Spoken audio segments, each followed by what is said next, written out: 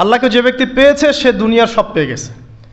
আল্লাহকে যে পায় নাই সে আসলে কিছুই পায় নাই, ইহকাল পরকালের কিছুই পায়নি। এখন আমরা আল্লাহকে পাবো কিভাবে, এটা বড় প্রশ্ন না? যে আল্লাহর কাছ থেকে, যে জান্নাত থেকে আমরা পৃথিবীতে চলে আসলাম, সেই জান্নাতে যেতে হলে তো আমাকে আল্লাহকে পেতে হবে। আল্লাহকে পেতে হলে আমার কি কি করণীয়, খুব শর্ট করে আমি কয়েকটা পয়েন্টস আপনাদেরকে শেয়ার করছি। 1 নাম্বার, আল্লাহকে পেতে হলে অবশ্যই তার নবী মুহাম্মদ সাল্লাল্লাহু আলাইহি ওয়াসাল্লামকে অনুসরণ করতে হবে। এছাড়া আল্লাহকে পাওয়ার দ্বিতীয় কোনো পথ নাই। আল্লাহকে পেতে হলে অবশ্যই তার নবী মুহাম্মদ সাল্লাল্লাহু আলাইহি ওয়াসাল্লামের আদর্শগুলো জীবনের প্রতিটা ক্ষেত্রে বাস্তবায়ন করতে হবে। চলাফেরা, ওঠা বসা, খাওয়া দাওয়া, ইস্তেঞ্জা করা, মুআমালাত, ব্যবসা বাণিজ্য, অর্থনীতি, সমাজ, রাষ্ট্র, সব ক্ষেত্রে আপনাকে মুহাম্মদ সাল্লাল্লাহু আলাইহি ওয়াসাল্লামের তরিকা, আদর্শটাকে ফলো করতে হবে। তাহলে আপনি আল্লাহকে পাবেন ইনশাআল্লাহ। যে ব্যক্তি আল্লাহকে পেয়েছে সে দুনিয়াও পেয়েছে, আখিরাতও পেয়েছে। যে আল্লাহকে পায় নাই, দুনিয়াও বরবাদ, আখিরাতও বরবাদ। 1 নাম্বার তাহলে কি কাজ? আল্লাহ পাকের সর্বশেষ নবী মুহাম্মদ সাল্লাল্লাহু আলাইহি ওয়াসাল্লামকে অনুসরণ করা, তার আদর্শ মেনে চলা, 1 নাম্বার। 2 নাম্বার হচ্ছে 5 ওয়াক্ত নামাজ। আল্লাহকে পেতে হলে নামাজ লাগবে। নামাজ নাই, আল্লাহ নাই। ওয়াস্তাঈনু বিস-সাবরি ওয়াস-সালাহ, তোমরা সবর এবং সালাতের মধ্য দিয়ে আল্লাহর সাহায্য প্রার্থনা করো। আমরা এই জন্য নামাজে বলি ইয়াকা না'বুদু ওয়া ইয়াকা নাস্তাঈন, আমরা শুধু আপনারই ইবাদত করি এবং আপনার কাছেই সাহায্য প্রার্থনা করি। তো আল্লাহকে পেতে হলে নামাজের কোনো বিকল্প নাই। যে ব্যক্তি নামাজ পড়ে না, আল্লাহর সাথে তার কোনো সম্পর্ক নেই, নো কানেকশন। আপনি যে কোনো কিছু চাচ্ছেন, সেজদায় পড়ে আল্লাহর সামনে আত্মসমর্পণ করেই চাইতে হবে। ওয়াসজুদ ওয়াক্তারিব, আল্লাহ পাক কি বলেছেন? সেজদা করো, নিকটবর্তী হও। তো ব্যাখ্যা অনেক করা যায়। নামাজ না পড়লে কিন্তু মানুষ কুফরিতে লিপ্ত হয়। যে ব্যক্তি মান তারাকা সালাতা মুতাআম্মিদান ফাকাদ কাফারা, যে ব্যক্তি সালাতকে অস্বীকার করে, ফরজ নামাজকে অস্বীকার করে, সে ব্যক্তি কিন্তু কুফরিতে চলে যায়। ঠিক আছে? তারপরে বাইনা রাজুলি ওয়া বাইনা শিরকি ওয়াল কুফরি তারকুস সালাহ, একজন মুমিন বান্দা এবং অমুসলিমদের মধ্যে পার্থক্যই নামাজ। নামাজের বিষয়ে অনেক কথা আমি আগেও বলেছি, আপনারা শুনেছেন, অন্য আলেমদের কাছেও শুনেছেন। এক বাক্যে নামাজ না পড়লে ইসলামের রশিটা কেটে যাবে। মুআয বিন জাবালকে নবী সাল্লাল্লাহু আলাইহি ওয়াসাল্লাম বলেছেন যে যদি মান তারাকা সালাতা মুতাআম্মিদান, কেউ যদি সালাতকে ইচ্ছা করে ছেড়ে দেয়, ফাকাদ বারিআত মিন জিম্মাতিল্লাহ, সে ব্যক্তি আল্লাহর জিম্মেদারি থেকে মুক্ত হয়ে যাবে। তার উপর আল্লাহর কোনো জিম্মাদারি নাই, আল্লাহর নিরাপত্তা, জিম্মাদারি থেকে সে মুক্ত। তো 5 ওয়াক্ত নামাজ আল্লাহ পাক আমাদের সবাইকে জামাতের সাথে পড়ার তৌফিক দান করুন।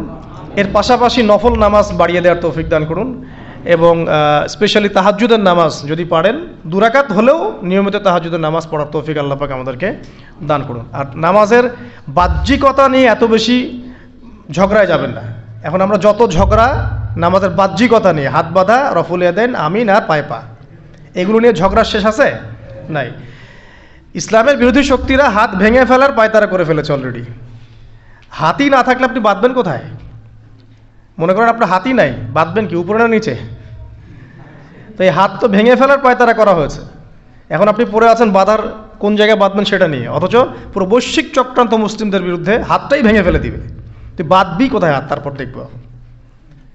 এটা আমরা বুঝতে পারি না। এটা বোঝার জন্য যে জ্ঞান, ইলম, নূর দরকার, তা তো নাই আমাদের মধ্যে। এই জন্য আপোষের ঝগড়া নিয়ে পড়ে আছি। যে ছোটোখাটো যে ইখতিলাফি মাসআলাগুলো চলে আসছে দীর্ঘদিন থেকে, এগুলোর কোনো সমাধানে আসতে পারবে না কিন্তু কেউ। পক্ষে বিপক্ষে কথা চলতেই থাকবে কিয়ামত পর্যন্ত, ওইগুলো নিয়ে আমরা ব্যস্ত আছি। তো আমি রিকোয়েস্ট করব, নামাজের আধ্যাত্মিকত্বের দিকে ফোকাস করেন। নামাজের আধ্যাত্মিকত্ব কি? আপনি আল্লাহর সামনে দাঁড়িয়েছেন, দুনিয়ার সাথে এখন আপনার কোনো সম্পর্ক নাই, আপনি এবং আল্লাহ, মাঝখানে কিছু নাই। নামাজে যা পড়ছেন, সূরা ফাতিহা, অন্যান্য সূরা, রুকু, তাসবিহ, সিজদা, তাশাহুদ, দরুদ, অর্থ বোঝার চেষ্টা করেন এবং অর্থের দিকে ফোকাস করেন, আল্লাহকে পাবেন ইনশাআল্লাহ। সেজদায় রুকুতে যখন যাচ্ছেন, আপনি চিন্তা করেন যে আপনি মহাবিশ্বের মহা শক্তিধর আল্লাহ রাব্বুল আলামিনের সামনে মাথা নত করেছেন। আপনি চিন্তা করেন যে আল্লাহ আপনাকে দেখছেন। এখন যখনই মানুষ নামাজে দাঁড়ায়, আল্লাহ পাক তার দিকে দৃষ্টি নিবদ্ধ করে, এবং যখন মানুষ এদিক ওদিক তাকানো শুরু করে নামাজে, আল্লাহ পাক মুখ ঘুরিয়ে নেন। হ্যাঁ, নামাজে ওই যে আমরা যে ডিজিটাল নামাজ পড়ি না, এখন ডিজিটাল মানে 4 রাকাত নামাজ 4 মিনিটে শেষ। এক রুকু করলে সেজদা পাওয়া যায় না, সেজদার তাসবিহ পড়লে আবার এদিকে দেখা যায় যে দ্বিতীয় সেজদায় চলে গেছে অলরেডি ওঠার আগেই। অনেক ক্ষেত্রে ইমাম সাহেবরাও খুব দ্রুত নামাজ পড়ান, অনেক দ্রুত পড়ান। এত দ্রুত নামাজ পড়াবেন কেন? নামাজ জামাতে পড়লে সংক্ষিপ্ত করতে বলা হয়েছে, কিন্তু এত দ্রুত তো পড়তে বলা হয়নি। এখনও দেখবেন মক্কা মদিনায় গিয়ে নামাজ দেখবেন, মাশাআল্লাহ, নামাজটা তাদের মাশাআল্লাহ, এটার প্রশংসা না করলে হক আদায় হবে না। নামাজটা অসাধারণ, ধীর স্থিরভাবে। ফজরের নামাজ 20 মিনিট, 15 মিনিট, 20 মিনিট পড়াচ্ছে নামাজ, রিল্যাক্স। নামাজে দাঁড়ালে চমৎকার তেলাওয়াত হচ্ছে, আপনি ভুলে যাচ্ছেন নিজেকে। তেলাওয়াত হবে চমৎকার, এবং সবচেয়ে ভালো যিনি তেলাওয়াত করতে পারেন তাকে নামাজ দিতে হবে, রিল্যাক্সে নামাজ পড়বে। ক্ষেত্র বিশেষে আপনি শর্ট করতে পারেন, কিন্তু সবসময় কেন আমরা 4 রাকাত নামাজ 3 মিনিটে শেষ করে দেব? আবার নামাজের পর দোয়াটা হবে লম্বা, অথচ নামাজটাই ছিল দোয়া, নামাজটাই কিন্তু দোয়া। এখন সেজদায় আমরা যদি কান্নাকাটি করতে না শিখি, আল্লাহর সামনে আমি মাথা নত করেছি, এখানে নিজের মনের যত আবেগ আকুতি দোয়া এগুলো আল্লাহর সামনে ঢেলে না দিতে পারি, এই দোয়া কালাম না শিখি, তাহলে তো নামাজের আধ্যাত্মিকতা অর্জন হলো না। সাহাবীরা কেমন করে নামাজ পড়তেন যে নামাজ পড়ার পরেও তাদের গা থেকে তীর বের করা যায়? কিভাবে তারা নামাজ পড়তেন? তাহলে নবী সাল্লাল্লাহু আলাইহি ওয়াসাল্লাম কীভাবে নামাজ পড়তেন যে নামাজ পড়ার ফলে তার পা মোবারক ফুলে যাইত? 1 রাকাতে তিনি 4 পারা কোরআন তেলাওয়াত করতে পারলেন কিভাবে? তো তাদের নামাজ আর আমাদের নামাজ, আল্লাহ রাব্বুল আলামিন তার রাসূলের মাধ্যমে একটা হাদিসে জানিয়েছেন যে এমনও অনেক নামাজি আছেন, আউযুবিল্লাহ, আল্লাহ পাক আমাদেরকে তাদের অন্তর্ভুক্ত না করুন, যে নামাজ পড়ার পরে আল্লাহ রাব্বুল আলামিন এই নামাজটাকে ওই নামাজের মুখের উপর নিক্ষেপ করে দেয়, তোমার নামাজের আমার কোনো দরকার নেই। আল্লাহ পাক আমাদেরকে হেফাজত করুন। ধীর স্থিরভাবে পড়েন, রিল্যাক্সে, তাড়াহুড়োর কিচ্ছু নাই। ওমা খালাকতুল জিন্না ওয়াল ইনসা ইল্লা লিয়াবুদুন, শুধুমাত্র আল্লাহর ইবাদত করার জন্যই তো পৃথিবীতে এসেছি। হোক না দোকানটা 5টা মিনিট পরে খুললে কি হবে? হ্যাঁ, জমিতে যান, জমিতে আধা ঘন্টা পরে গেলে কি হবে? যে আল্লাহ পাক আপনাকে বাঁচিয়ে রাখতে পারেন, সে আল্লাহ পাক আল্লাহর পথে সময় দিলে আপনাকে অফুরন্ত রিজিকও তো দিতে পারেন না? আপনি আল্লাহর হয়ে যান, বাকি সব আল্লাহ আপনার দায়িত্ব নিয়ে নেবেন ইনশাআল্লাহ। আপনি নিজে আল্লাহর হয়ে যান, আপনার সব কিছু দায়িত্ব কে নিয়ে নেবে? আল্লাহ নিয়ে নেবে। তো আল্লাহ পাক আমাদেরকে ধীর স্থিরভাবে আধ্যাত্মিকত্ব অর্জন করে নামাজ পড়ার তৌফিক দান করুন, আমিন। তো দেখুন, আল্লাহকে পাওয়ার সবচেয়ে সেরা মাধ্যম কি? নামাজ। তার আগে বলেছি নবী সাল্লাল্লাহু আলাইহি ওয়াসাল্লামের অনুসরণ। আল্লাহকে পাওয়ার তৃতীয় একটা মাধ্যম বলে দিই আমি, সওম বা রোজা রাখা। অল্প সময় গুটিয়ে নিচ্ছি, সওম বা রোজা রাখা। রোজা কেন আল্লাহকে পাওয়ার মাধ্যম জানেন? কারণ রোজা রাখা অবস্থায় আমরা কিন্তু গোপনে পানাহার করি না, করি? আমরা রোজা রেখেছি, গোপনে কিন্তু পানি খেতে পারি, কেউ দেখবে না। গোসল করছেন, আপনি পানি খেতে পারেন, কেউ দেখবে? দেখবে না। লুকিয়ে লুকিয়ে আপনি কিন্তু খাবার খেতে পারেন, কেউ দেখবে না, বাসায় কেউ নাই দেখার, কিন্তু আপনি খান না। আপনি সবর করেন, সহ্য করেন, একদম সূর্যাস্তের সময় গিয়ে আপনি ইফতার করেন। এই যে কাজটা আপনি কেন করেন? কারণ আপনি ফিল করেন যে আল্লাহ আপনাকে দেখছেন। কেউ আপনাকে দেখুক না দেখুক, আল্লাহ আপনাকে দেখছেন। এটাই হচ্ছে ইহসান, এটাই হচ্ছে আল্লাহ পাকের মারিফতকে উপলব্ধি করা। আল্লাহ রাসূল সাল্লাল্লাহু আলাইহি ওয়াসাল্লাম বলেছেন, ইহসান হচ্ছে আনতা আবুদাল্লাহা কাআন্নাকা তারা, তুমি এমনভাবে আল্লাহর ইবাদত করবে যেন তুমি আল্লাহকে দেখছো। ওয়া ইল্লাম তাকুন তারাহু ফাইন্নাহু ইয়ারাক, তুমি আল্লাহকে দেখতে না পারলেও বিশ্বাস করবে আল্লাহ তোমাকে দেখছেন। তো এটা রোজা রাখলে উপলব্ধি হয় না যে আল্লাহ আমাকে দেখছেন? এটা হচ্ছে আল্লাহকে পাওয়ার মাধ্যম। এই জন্য রমাজানের রোজা অবশ্যই রাখবো ইনশাআল্লাহ। পাশাপাশি এই যে সোমবার, বৃহস্পতিবার বা এই যে মাসের 3 দিন আইয়ামে বীজের সওম আছে, 13, 14, 15, আরাফার সওম, আশুরার সওম বা নফল সওম, এগুলো রাখার অভ্যাস করলে আল্লাহকে পাওয়া যাবে ইনশাআল্লাহ তাআলা। আল্লাহ পাক আমাদেরকে বেশি বেশি সওম রাখার তৌফিক দান করুন, এবং আমাকে আপনাদের সবাইকে বিগত জীবনে আমরা যারা বিভিন্ন সময় সওম রাখি নাই বা রাখতে পারি নাই, বা বিভিন্ন সালাত পড়ি নাই, পড়তে পারি নাই, এগুলোকে হিসেব করে আদায় করার তৌফিক আল্লাহ পাক দান করুন, আমিন। 4 নম্বর একটা মাধ্যম বলে দিই আল্লাহকে পাওয়ার, সেটা হলো তিলাওয়াতে কোরআন। কোরআন তেলাওয়াত যে যত বেশি করবে, অর্থ উপলব্ধি করে পড়বে, সে আল্লাহ পাককে চাক্ষুষ পাবে ইনশাআল্লাহ। মানে আল্লাহ রাব্বুল আলামিন একটা চিঠি দিয়েছেন, মনে করেন আপনাকে, আপনার একজন কথার কথা এক্সাম্পল দিচ্ছি, যে আপনার কোনো একজন বন্ধু আছে অনেক দূরের কোনো দেশে, তা আপনি তাকে দেখেনও নাই, আপনি তাকে চিনেনও, মানে আপনি তার চেহারা দেখেন নাই, তাকে চিনেন না, তার সাথে যোগাযোগের মাধ্যম হচ্ছে আপনার চিঠি বা মেসেজ, ঠিক আছে? এখন সে আপনাকে কিছু মেসেজ পাঠালো, এই মেসেজের মধ্যে সে কিছু ইনস্ট্রাকশন দিয়েছে যে এইগুলো করতে হবে, এগুলো করতে হবে, বা আপনার প্রতি ভালোবাসার ইজহার করছে। এখন এই মেসেজটা যদি আপনি পড়তে পারেন, তাহলে আপনি আপনার বন্ধুর সাথে একটা কানেকশন তৈরি করলেন না? বুঝতে পারছি না? আচ্ছা, এখন সমস্যা হচ্ছে কি, আমরা ওই মেসেজটা পড়তেই পারি না, আমরা তো কোরআনটা পড়তেই জানি না, তাহলে মেসেজটা পাবো কীভাবে? আর যারা পড়তে জানি সেই ভাষাটা বুঝি না। এখন ওই বন্ধু মনে করেন চিঠি লিখেছে বাংলা ভাষায়, আর আপনি বাংলা পড়তে জানেন না, তাহলে কি পারবেন উপলব্ধি করতে তার মনের ভাব, সেই বন্ধুর আবেগ, ভালোবাসা, প্রেম আপনি কি উপলব্ধি করতে পারবেন? লিখেছে সে উর্দু দিয়ে বা ইংরেজিতে, আপনি ইংরেজি বোঝেন না, ইংরেজি লিখতে পারেন না, তাহলে কি আপনি তার চিঠি বুঝতে পারবেন? এখন আমরা যেহেতু আরবি বুঝি না, এই কারণে কোরআনের মধ্যে কি বলেছেন আল্লাহ রাব্বুল আলামিন আমরা উপলব্ধি করতে পারছি না। আমি কি বুঝাতে পারছি? তো কোরআন শুধুমাত্র তিলাওয়াত করা যথেষ্ট নয়। তিলাওয়াত করলে আপনি প্রত্যেক হরফে 10 নেকি পাবেন, কোনো সমস্যা নাই, কিন্তু ওই মেসেজটাকে উপলব্ধি করতে হলে আপনার অর্থটা জানতে হবে। অর্থ জানলে পরে আপনি দেখবেন আল্লাহকে আপনি চাক্ষুষ সামনে পাচ্ছেন ইনশাআল্লাহ তাআলা। আপনি হতাশ হয়েছেন, হতাশা দূর করার জন্য সূরা আছে কোরআনে। বিপদে পড়েছেন, বিপদ দূর করার সূরা আছে কোরআনে। আপনার রিজিকের সমস্যা কাটানোর সূরা কোরআনে আছে। কোনো হাজতের প্রয়োজন, সূরা ইয়াসিন, হাজতের সূরা চলে আসে। অসুস্থ হয়েছেন, শেফার সূরা কোরআনে আছে। বা কাউকে জিন টোনা করা হয়েছে, বান টোনা করা হয়েছে, ওর শেফাও কোরআনে আছে। এমন কোনো বিষয় নাই যেটা আল্লাহ রাব্বুল আলামিন কোরআনের মধ্যে নাজিল করেন নাই। ব্যবসা করতে চান, কোরআন কথা বলবে, ঠিক আছে? আপনি সামাজিক বিষয়ে ডিল করতে চান, সূরা হুজুরাত কথা বলবে। আপনি ইতিহাস ভালোবাসেন, কোরআনে ইতিহাস দিয়ে ভর্তি করা আছে। আপনি কাব্য ভালোবাসেন, কবিতা পড়তে ভালোবাসেন, কোরআনের মধ্যে কবিতা দিয়েও ভর্তি আছে। আর রহমান আল্লামাল কোরআন খালাকাল ইনসান, এখানে ছন্দ আছে না?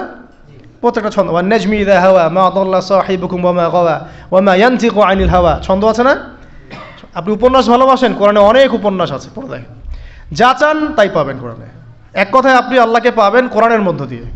তো কোরআনের সাথে যার সম্পর্ক যত বেশি, আল্লাহর মারেফত সে তত বেশি পাবে ইনশাআল্লাহু আজ্জা ওয়া জাল। 4টা বলেছি না?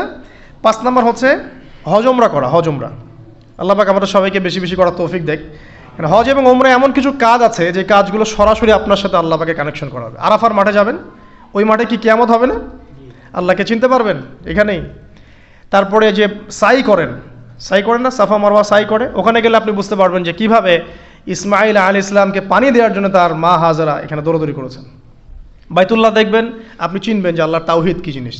চোখে দেখার সাথে সাথেই আপনার ভিতরে এমন একটা ফিলিংস আসবে যেটা ভাষায় প্রকাশ করা যাবে না। চোখে দেখার সাথে সাথেই এমন একটা ফিলিংস আসবে, আপনাকে আমি এটা ভাষায় প্রকাশ করে বোঝাতে পারবো না। আপনি জানবেন ইব্রাহিম আলাইহিস সালাম এবং তার ছেলে ইসমাইল আলাইহিস সালাম বাপ বেটা মিলে রাজমিস্ত্রির কাজ করেছে। এটা আপনি জামজাম কূপ দেখবেন, পানি পান করবেন, আল্লাহকে চিনতে পারবেন যে এই কূপ তো অলৌকিক। এই কূপের মতো কূপ নাই পৃথিবীতে, এর পানি কখনো শেষ হয় না, এবং এই পানি খেয়ে মানুষ বেঁচে থাকতে পারে, খাবারের দরকার হবে না। দীর্ঘদিন পর্যন্ত এই পানি খেয়ে মানুষ বেঁচে থাকতে পারবে, খাবারের প্রয়োজন হয় না। তো এই পানির মধ্যে এমন কিছু উপাদান আছে যেটা মানুষের শরীরের রোগগুলোকে শেফা দিয়ে দিবে ইনশাআল্লাহ তাআলা আল্লাহর হুকুমে। তো প্রত্যেকটা কাজে রাসূল সাল্লাল্লাহু আলাইহি ওয়াসাল্লামের শহরে গেছেন মদিনায়, ওই মদিনার বাতাসটা আপনাকে বলে দিবে যেটা এটা একটা অন্যরকম শহর, ঠিক আছে?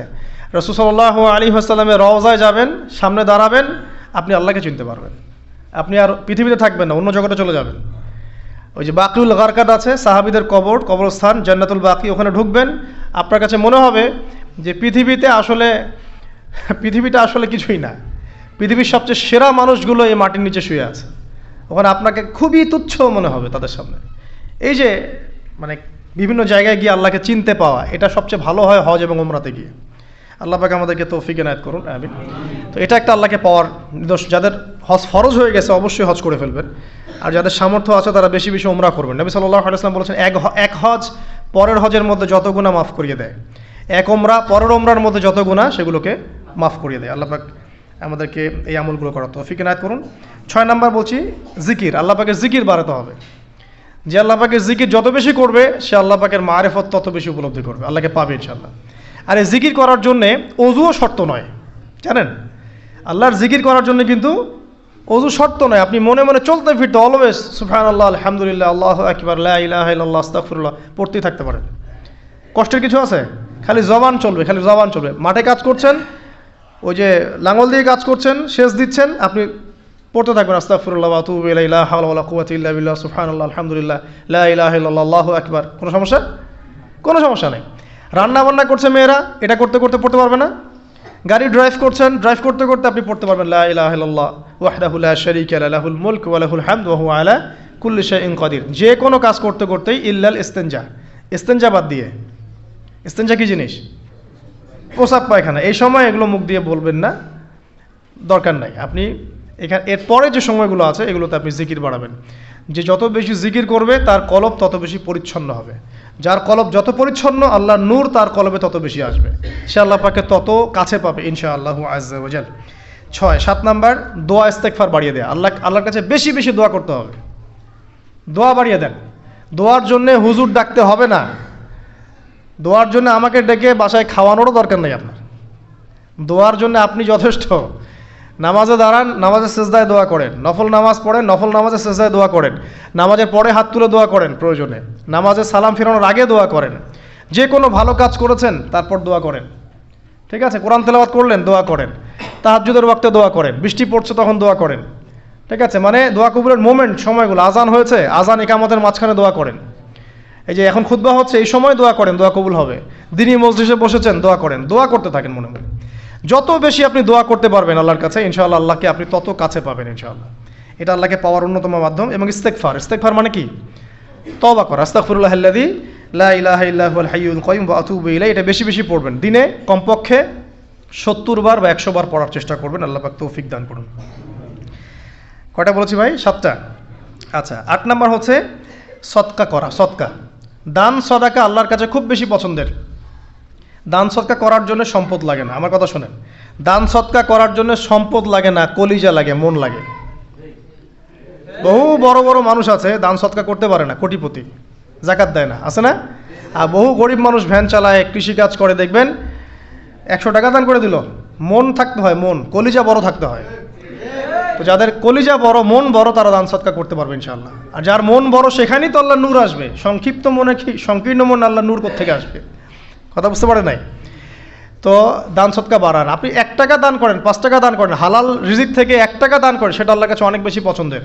একটা হাদিসে নবী সাল্লাল্লাহু আলাইহি ওয়াসাল্লাম বলেছেন, হালাল উপার্জন থেকে আল্লাহর বান্দারা যখন একটা খেজুরও দান করে, আল্লাহ পাক সেই একটা খেজুরকে আস্তে আস্তে বড় করতে থাকেন, বড় করতে থাকেন, বড় করতে থাকেন। এটা এক পর্যায়ে পাহাড়ের সমান হয়ে যায়। এবং কিয়ামতের মাঠে মানুষ তার দান এবং সদাকার যে ছায়া, এই ছায়ার নিচে অবস্থান করবে।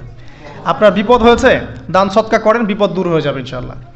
জটিল কোনো রোগ হয়েছে, কোনো ডাক্তার ট্রিটমেন্ট করতে পারছে না, সদকা করেন, রোগ ভালো হয়ে যেতে পারে ইনশাআল্লাহ।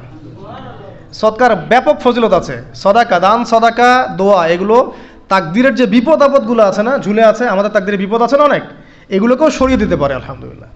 এই শক্তি আছে দোয়া এবং দান সদকার মধ্যে। আল্লাহ পাক আমাদেরকে বেশি বেশি সদাকা করার তৌফিক দান করুন, আমিন। আর সদাকা নফল না করতে পারলেও কমপক্ষে ফরজ জাকাতটুকু দিবেন, ফরজ জাকাতটুকু দিবেন। কারণ জাকাত, সদকা এবং ব্যবসা, এগুলো হচ্ছে ইসলামিক অর্থনীতির মূল ভিত্তি, এর সাথে কৃষিকাজ। আর দুটো বলে শেষ করে দেই। 9 নম্বর হচ্ছে আমর বিল মারুফ এবং নাহি আনিল মুনকারের কাজ করা, মানে সৎ কাজের আদেশ করা, মানুষকে অসৎ কাজে নিষেধ করা। এই কাজটা যে যত বেশি করবে সে তত বড় ব্যবসায়ী। কারণ কি, আপনার দাওয়াতে, আপনার লেকচার শুনে, আপনার বই পড়ে, আপনার নসিহত শুনে যদি একটা মানুষও দিনের পথে ফিরে আসে, ওই একটা মানুষের সারা জীবনের যে নেক কাজ, এই সমস্ত নেক কাজের একটা অংশ আপনি পাবেন ইনশাআল্লাহ।